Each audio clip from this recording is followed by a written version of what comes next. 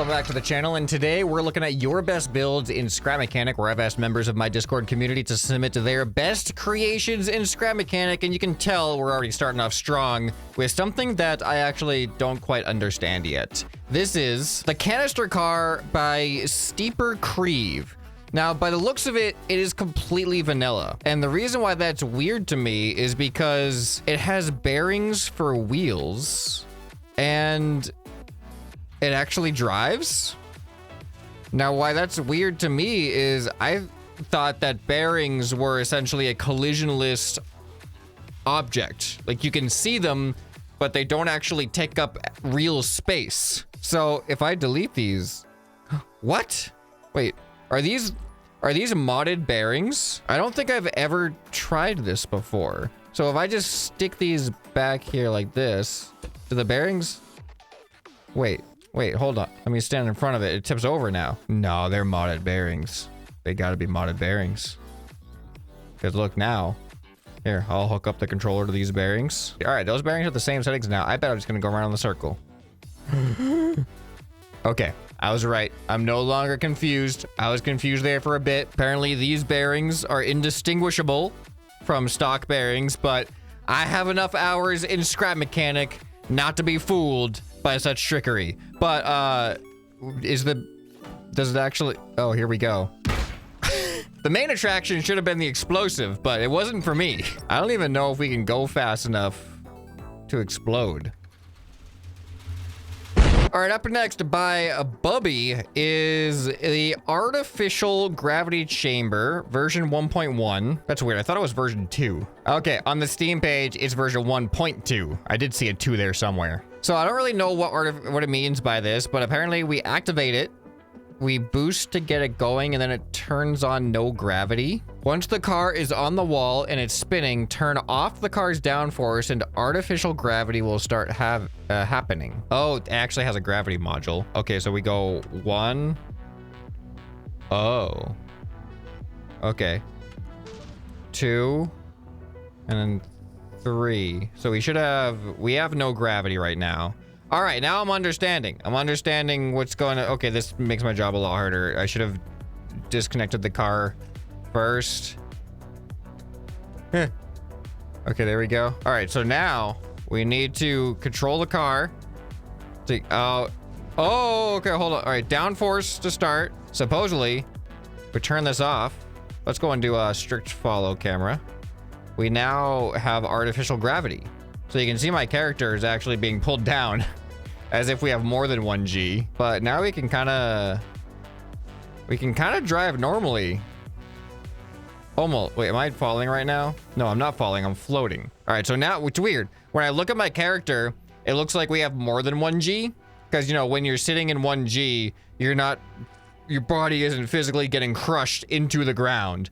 But this character, because he's experiencing motion, he is getting pulled into the ground a little bit. So that makes it feel like there's more than 1G. But when we drive and we start turning, then it starts to, yeah, you can see we just started floating a little bit. Then it starts to feel like we're in like moon gravity. It's a disorienting experience, that's for sure. I get what the point is here. This is a theoretical like solutions to gravity and space, because obviously if we're going to be doing any interstellar travel at any point, human bodies are not evolved for 0G environments, and having gravity can actually be really, really useful for maintaining muscle mass and all that stuff. But one of the proposed solutions is if you just spin something so there's a bunch of centripetal force, you essentially get pushed out to the edges of it and experience a sense of artificial gravity. But the problem is the structure that you're in is so small that this rotational force, there's going to be a big difference in the feeling between the upper part and the lower part of your body.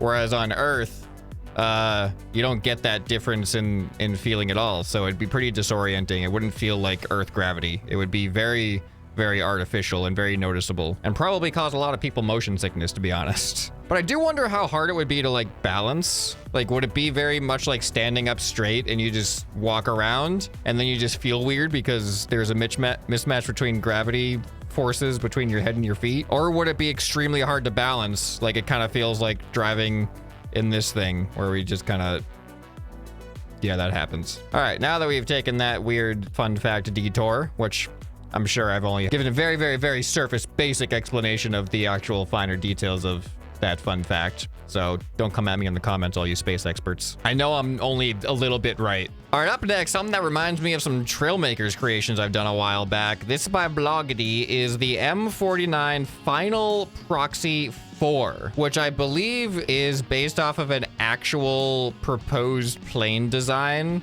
I think it was the Corsair 49 or something, because, hold on, let me go to the workshop. Yes, once again, the workshop title betrays the in-game title. Convair, not Corsair. Corsair is my keyboard. Convair is their planes. So Convair Model 49, no mods. Hey, Corsair could make keyboards and planes. I mean, look at what is it Yamaha that makes like motorcycles and keyboards, like musical keyboards. I feel like typing keyboards and planes are more closely related than musical keyboards and motorcycles. So it's not that much of a stretch, okay? So this is a helicopter slash plane theoretical concept, which now that I'm looking at this, I don't think I did this in Trailmakers. This might be a fun one to try to replicate in Trailmakers as well. But it's supposed to be able to transform from a helicopter to a plane. Number one, all right, we got helicopter mode. You can see we are taking off vertically. I genuinely have no idea what these controls are gonna be. Okay, all right. WASD for pitch and roll. And then 2 and 3 for yaw in this mode. All right, so we're helicoptering. Now, number 4. All right, now we're planing. Here we go. We're a plane now. We're a heliplane. All right, here we go. We definitely have missile bomb things, so I'm gonna shoot those at some point. But let me get some control here. Let's not fly into the edge of the map. Oh, this thing's heavy. I can feel the heaviness of it. Number 5. All right, number 5 is a machine gun. And then number 6 is definitely gonna be Missile 1. Whoa! That is actually a really fast flying missile. Wow! Pew pew! Pew! All right, that was pretty cool. This is really fun to fly. I don't know, something about shooting missiles, really satisfying compared to Spuds. Oh, can we land it though? Can't forget you gotta get a landing in. Okay, so number 4 was the transform button. So here's my plan. We're gonna do a scoop. Uh-oh. All right, there we go. There we go.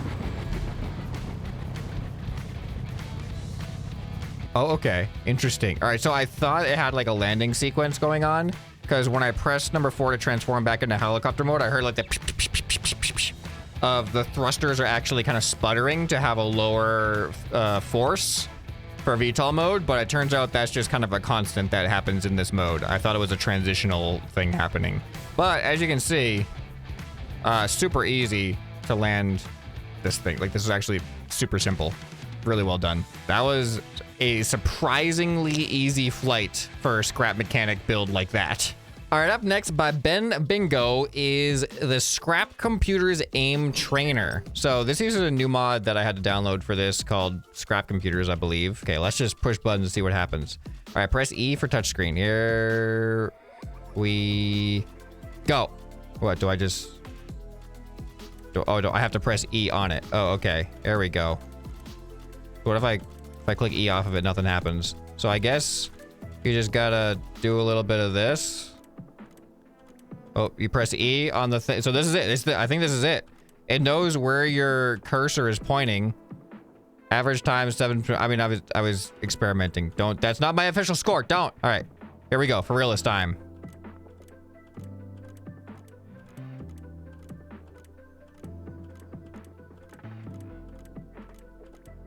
I'm improving. Stop. Stop it. I'm done. Give me my time. I can't maintain this. All right, I increased it, you know, did 500 milliseconds. Is that good? I don't know.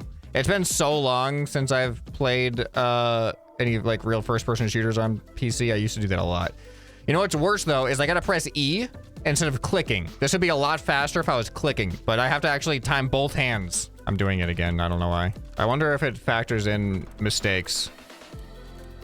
Oh, look at that. Under 500. Okay. I improved my time. Yeah, that would just take a little bit to get back into the groove of things. All right, up next by All for the Lulz 1-2 is a pistol. Version 7, apparently. So, I read some description stuff, and I believe this thing shoots physical objects, not like a spud gun shooter, you know? So let's see how realistic this pistol feels. All right, so we sit in the trigger, I believe. Unfortunately, I'm stuck in the gun. I'm gonna have it not welded to the ground, which is gonna make it a little bit more laggy, but it's gonna allow me to have a much better view, as you can see. So this is a 4-shooter, not a 6-shooter. So let's press number 1. Number 1 cocks the hammer. Number 2 pulls the trigger. Or do I gotta hold it more? All right, there we go. It shoots little rockets out, and then it automatically cycles the chamber to the next bullet. What does number 3 do? All right, I don't actually know what number 3 does. All right, pull the trigger. All right, I didn't actually see the hammer. Okay, the hammer timing was a little bit weird on the hammer. Could also blame the lag. You can clearly see the frame rate is very bad. All right, up next by laws, we got a land cruiser. That's it, just a really, whoa. Okay, you see that? You see that? This thing looks kind of weird right now. You see these pieces looking a little bit weird, but look at these wheel wells made out of lights. That is some detail. Oh, this is like one of those land cruisers that's meant to like go in deep puddles. It's got the exposed exhaust up top here. Okay, wow. All right, we got glitch welding all over the place. You know somebody has too much time on their hands when you see 10 parts glitch welded into the same area just to get one particular aesthetic, like this stuff here. All right, let's get in. I think this thing has some pretty cool suspension too. All right, so this is first person. All right, pretty cool. Let's go ahead and drive this thing around a little bit. I don't actually know what the controls are or anything. Uh-oh, am I about to flip this thing over? I don't think this thing is meant to be cornering at speeds like that. This thing's laggy. Wait, wait, number 1 turns off the engine. Listen to that. Turning it off. Turning 1 off, turns the engine on. Turning it on, you can actually hear the engine turn off. Interesting. All right, number 2, we might not be able to find out until we start driving. Oh, I feel like number 2 loosened the suspension a lot. Here's me turning with number 2 off. Here's me turning with number 2 on. Oh yeah. Number 2 definitely does something with the suspension. All right, number 3. Oh yeah, number 3 opens up the hood. Whoa, look at the engine shaking. That's pretty cool. All right, number 1. Okay, the engine still idles when we turn the car off. All right, we need some uneven terrain for this thing. Oh, wow. Oh yeah, look at that. Now this is a good environment to test on. Going diagonally across little bumps like that, that's very cool. All right, so now let's turn the suspension off. Oh, wow, look at the difference. Look at the difference in that. This is a perfect test. This is what stiff suspension feels like driving through here. Do you see how terrible that feels? All right, now I have loose suspension on, and we are driving in the diagonal again.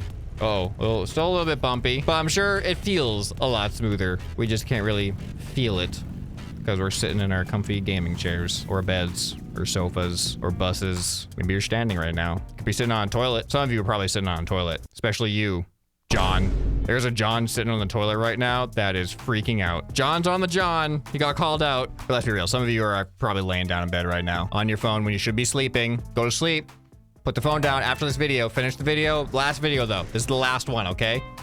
Then go to bed. All right, up next, we got to move over to the water because we're looking at this insanity. This has got all kinds of weapons on it. This is the PR 1204 late, no mods by Spark. Apparently on this thing, I don't really understand how this works, but engines can be destroyed and repaired. You need to replace the engine logic gate and connect it to the corresponding logic gate under the bridge. Like, I'm gonna be able to understand what you mean by that. Rockets are reloadable. There's storage under the AA. Wow, okay. All right, I'm just gonna push buttons and see what happens. Oh, of course it's laggy. Am I supposed to put physics down? Did it say anything about physics? Actually, it might stop being laggy once it reaches the surface. It's getting there. It's getting there. Frames are coming. Frames are coming back. All right, now we have tolerable frames. Okay, we got a turret here. Can we get in the turret? How do we control the things? How about, oh, there is definitely a seat in here. E to use. Here we go. That looks uncomfortable. Okay, there's our aiming. Oh, that's actually pretty good from the first person perspective. That's very nice. Oh, okay, aiming up and down's a little less intuitive. far as aiming goes, but it works from the outside perspective. There we go. Those are some fast firing spikes. Oh no! I swear I didn't do that on purpose. Oh no, now I gotta spawn the thing in again. All right, let's try the bomb missile things. How do we control that? Probably looks like over here. Wait, you don't want to have your face melded with the missile launcher? Oh yeah, there we go. So what do? I press buttons. Oh, this controls everything. Oh, we're going forward. We can turn left and right. Okay, I wasn't expecting it to control all this stuff. All right, number 4. Number 4 is backwards. Number 5 is horn. Number 6 is lights. Okay, there it goes. Whoa. Those are also, they're very similar to that other creation. All right, so apparently somewhere underneath the missile thing is reloading. Underneath the AA. This is the AA, right? Here we go. Here's the AA. All right, so we got to do this. We got to do that. Yeah, I'm genuinely not sure the best way to weld these things. I think like that. This doesn't look right. Wait, no, maybe it is. I did not go through proper training to load and unload the missile launcher. Okay, what was it, number 7? Hey, it worked. Thought I was gonna see the explosions off in the distance, but I didn't. Oh, this looks like a big gun. This one looks big. All right, wait, what? You're shooting yourself. You're shooting yourself. Is that supposed to be happening like that? I guess it's just like, it's just supposed to be like an effect. Honestly, it looks like whoever is controlling this thing is getting constantly obliterated inside this thing, which is not far off from what's actually kind of happening there. All right, and then up last here by the original Mr. Wiggle, the ATFC Jackrabbit V2. It is jam-packed with features. Like, do you get strawberry jam or like grape jam? I feel like that's not the best for vehicles, but not gonna question. Maybe jackrabbits like jam. It is the most advanced ATFC Hank suspension currently on the workshop. How many are there on the workshop? Be honest. Auto adjustable ride height. The wheels drop an extra block lower when they are off the ground. Oh, that's interesting. 4-stage ride height override. Took a very long time to create, but allows 4 stages of ride height at the click of a single button. So we have low ride, dunes and bumps, big jumps, and rock climbing, and then upside down. All right, so 4-stage, we basically have like computerized suspension in this thing. This little thing is laggier than that giant ship we had spawned in over there.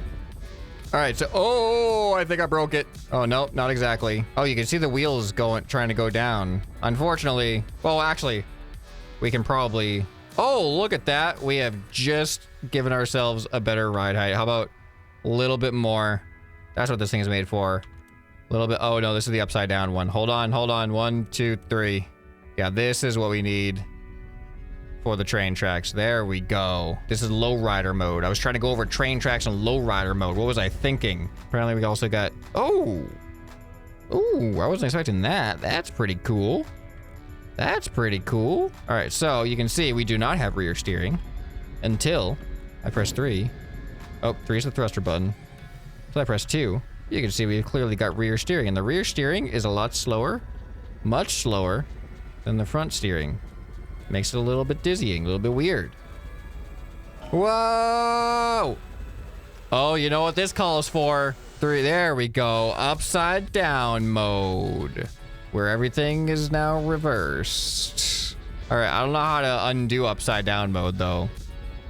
Whoa, whoa, look at the suspension on upside down mode. All right, so let's try driving over this with low rider mode and see what happens. Wait, there's stage 0, 2, 3, and 4. What happened to stage 1? Question. What's this wheel for? Oh, probably to get up things. Okay. All right, well, anyway, here's us going normal low rider mode. Oh no, bottoming out a little bit, having some issues. All right, low rider mode is really bad for this. All right, now let's go with mode number 2, which is, what's it called? What are your names? Dunes and bumps, and then there's big jumps and rock climbing. So this is dunes and bumps. Seems like dunes and bumps. I mean, it's definitely better but I feel like we need a little bit more for dunes and bumps than what we have here. This still feels like lowrider mode. All right, let's go. Now this is like jumps and rock climbing, and this is just perfect for this. Wait, what? Hold on. This is upside down, and we have lowrider mode. Was I not in lowrider mode? Oh, I think I was actually in lowrider mode when I thought I was in the dunes and bumps. Now this is dunes and bumps. Yeah, I was on dunes and bumps, because then there's another one, which is...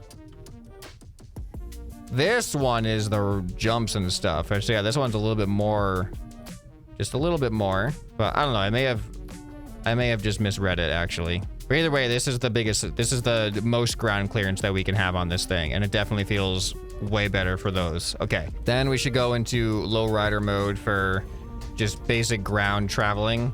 And this thing does not tip over in this mode. But if I go up into dunes and bumps mode, it's actually pretty stable, but it is feeling less stable at these speeds, which should be natural. So this is considered jumps and rock climbing. Let's put it to the test with the jumps. There we go. Whoa, is that healthy? Are we okay? I'm surprised that we're okay with that. A lot of pistons going on back there. You can clearly see that it has some weird effects. But this thing's super stable. It seems to almost be like auto stabilized, where it doesn't even want to like rotate in the air, which is probably just a suspension thing happening with how this thing is built. Probably not intentional. Yeah, but this is actually a really satisfying creation. Lowrider. Rock Rider is a pretty cool looking creation too. All right, so which one of these creations was your favorite? Let me know down in the comments below. And if you want to participate in future Your Best Builds in either Scrap Mechanic or Trail Makers, then make sure you're a member of the Discord. There's a link in the descriptions of all of my videos to my Discord. And if you guys enjoyed this video, you'll probably enjoy some more you can find right here on the end screen. Anyway, this has been ScrapMan, and I'll see you next time. Bye.